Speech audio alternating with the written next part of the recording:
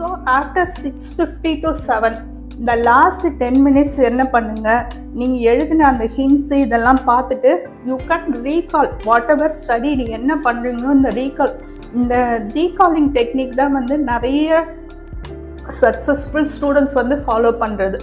இன்னும் ப்ராப்பராக செய்யணும்னு பார்த்தீங்கன்னா இதை ஃபஸ்ட் டைம் உங்களால் முடியுமா என்னன்னு தெரியல, புக்கை வந்து ஃபுல்லாகவே க்ளோஸ் பண்ணி வச்சுட்டு யூ ஹாவ் டு ரீகால். நிறைய பேர் என்ன பண்ணுவாங்க, ரீகால் பண்ணுறேன்னு பார்த்தீங்கன்னா நான் தான் வந்து நோட்ஸ் வந்து ஹிண்ட்ஸ் எல்லாம் எடுத்தேன்னு அதை பார்த்தே திரும்ப ஸ்டடி பண்ணிவிட்டு ஓகே நம்ம இதெல்லாம் படித்து முடிச்சிட்டோன்னு சொல்லி புக்கை க்ளோஸ் பண்ணியிருப்பாங்க.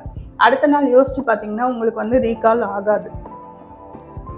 So you have to close the book and recall. அதை வந்து பை ப்ராக்டிஸ் தான் வந்து படிப்படியாக வந்து பண்ண முடியும். ஸோ அந்த புக்ஸை வந்து க்ளோஸ் பண்ணிவிட்டு நம்ம வந்து ஃபஸ்ட்டு டாபிக் என்ன படித்தோம், அதில் என்னென்ன டயக்ராம்ஸ் பார்த்தோம், என்ன பண்ணோம், அண்ட் தென் செகண்ட் இந்த டாப்பிக்கில் வந்து இந்த லாஸ்ட் 25 minutesல இப்போ என்ன ஸ்டடி பண்ணோம் அப்படின்றத நீங்கள் ஒன்றொன்னா ஹிண்ட்ஸு எல்லாமே அந்த லாஸ்ட் 10 minutesல ரீகால் பண்ணிட்டு பார்த்தீங்கன்னா யூ வில் பி வெரி தரோ வித் த 2 ஸ்பெசிஃபிக் டாபிக்ஸ்.